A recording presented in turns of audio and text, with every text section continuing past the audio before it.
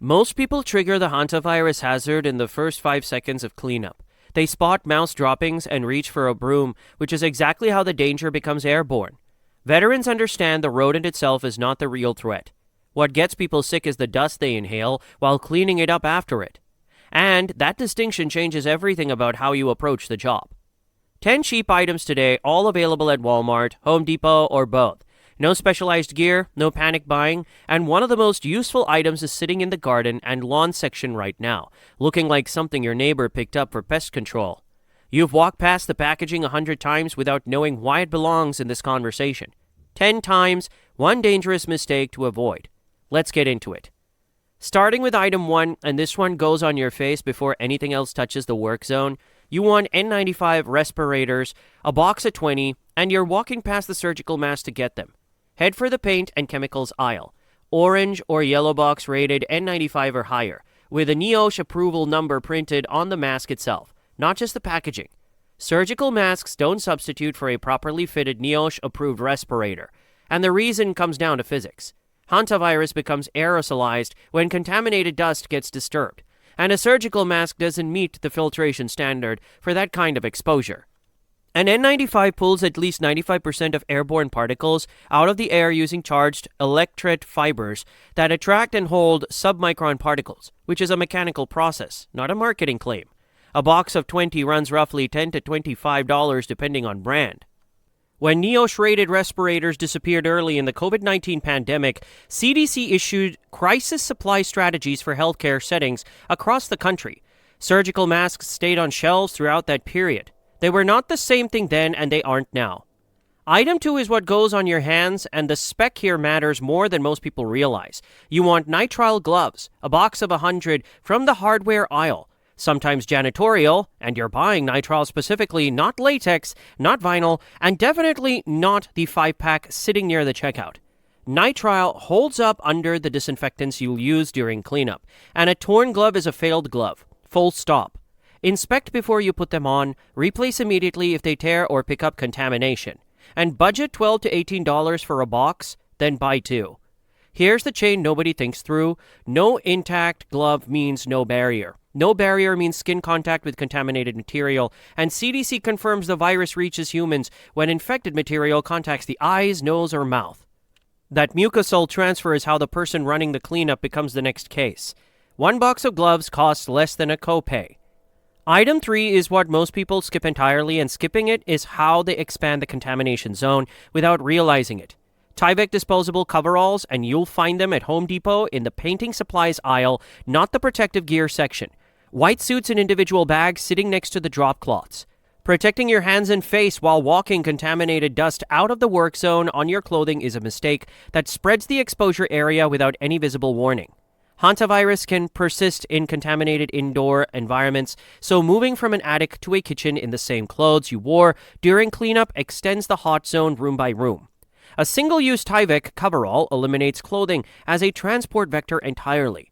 Suit up before entry, strip and bag before exit, and plan for about $15 to $20 per suit. CDC's hantavirus guidance is direct. Clothing from contaminated environments gets handled separately.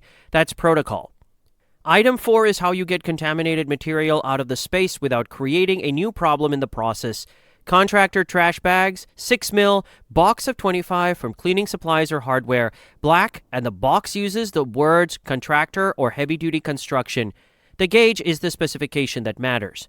Thin kitchen bags fail on the first piece of debris with an edge, and a torn bag is failed containment. CDC's rodent cleanup protocol calls for double bagging, one bag seated inside another, both sealed and tied before disposal. 6 mil holds where kitchen bags don't, and a box in this class runs roughly $40 to $60. During the 2021 Texas grid failure, waste collection shut down across affected communities, which meant material bagged incorrectly sat exposed longer than anyone planned. Bag it right the first time. Item 5 is where most people's disinfection plan has a quiet flaw they don't find out about until it matters. You want calcium hypochlorite, granular pool shock, 1 pound bag from the pool supply section, white powder at 68 to 73% concentration, and this is not liquid bleach or stabilized tabs. Prepared chlorine solutions can lose significant potency within 30 days, and CDC's disinfection guidance documents that degradation directly. The bottle under the sink may not be at working strength when you actually need it, and calcium hypochlorite stores better than diluted liquid chlorine when kept dry and sealed. CDC directs you to an EPA-registered disinfectant or a fresh bleach solution mixed at 1.5 cups per gallon of water for rodent cleanup, and Pool Shock lets you mix that on demand from stable stock. 1 pound runs $5 to $8, and the shelf life advantage matters only if you know the mixing protocol, so learn it before you need it.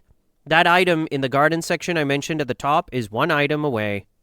Item 6 addresses something bleach alone can't solve, and that gap is where a lot of cleanup efforts fail silently. Enzyme cleaner concentrate, gallon jug from the pet supply aisle, labeled for biological stains or organic matter, and you want the gallon, not the spray bottle. Bleach neutralizes hantavirus on hard surfaces effectively, and CDC confirms that. The problem sits underneath the surface. Organic material, including feces, urine-soaked insulation, and nesting debris, degrades disinfectant performance at the molecular level, which both WHO and NCBI document.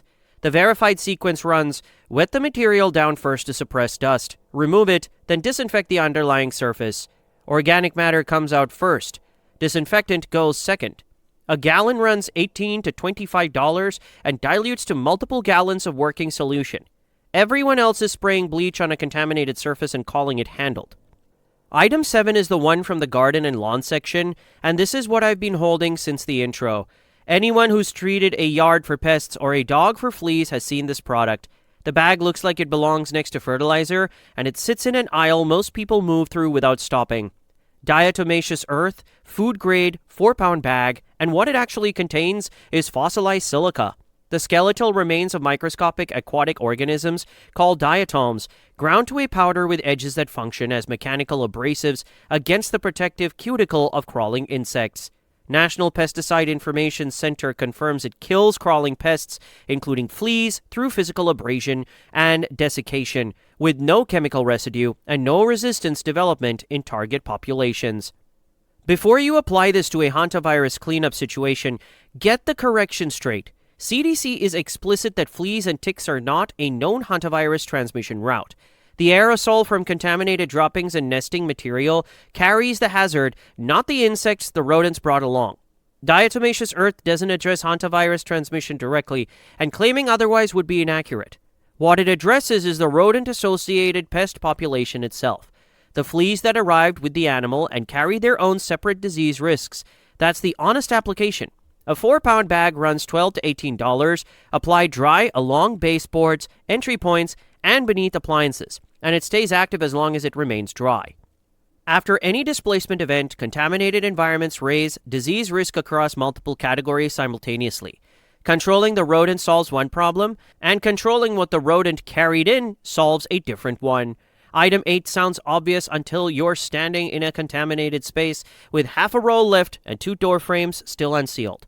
Duct tape, heavy duty, 3 rolls from the hardware aisle because 1 roll runs out mid-protocol. Running out of tape while sealing a door frame or closing a disposal bag means stopping from an incomplete containment zone and making decisions under pressure. And decisions made under pressure in a contamination scenario trend wrong consistently. 3 rolls cover the poly sheeting barrier, the disposal bag closures, and the suit seams with enough left over to not worry about it. Each roll runs $7 to $10, and rationing a $10 roll when the stakes are this high is a trade that doesn't make sense. Item 9 is what turns a closed door into an actual barrier.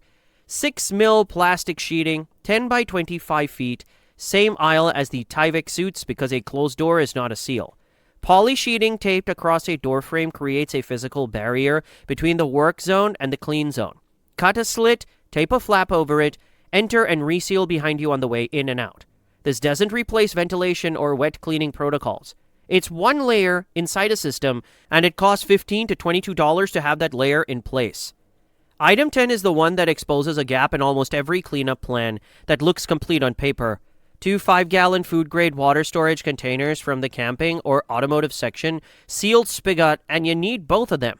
CDC's cleanup protocol requires water throughout for bleach mixing, wet cleaning, and hand washing before PPE removal, and in a hantavirus response, the water supply functions as a decontamination acid before anything else. 2 5-gallon containers gives you 10 gallons, dedicated to decontamination, kept separate from drinking water at $12 to $18 per container. Winter Storm Uri cut water service for an estimated 14 million Texans in February 2021, which meant anyone without stored water lost access to a resource the cleanup protocol depends on. Most people buy gear, veterans build systems, and the difference is that gear has a timeline while a system has a strategy. Containment is a system, not a single product, and every item on this list performs one function inside a chain. Pull any link and the chain falls at that point. Most people watching will put together half the list and tell themselves the N95 covers everything else. That's fine. Sergeant Smith doesn't build for most people. Subscribe. Next briefing covers the one hardware store aisle that becomes more valuable than a pharmacy by day 5 of any vector-borne disease outbreak, and why the people who already know where it is haven't mentioned it. That's the brief. Run it.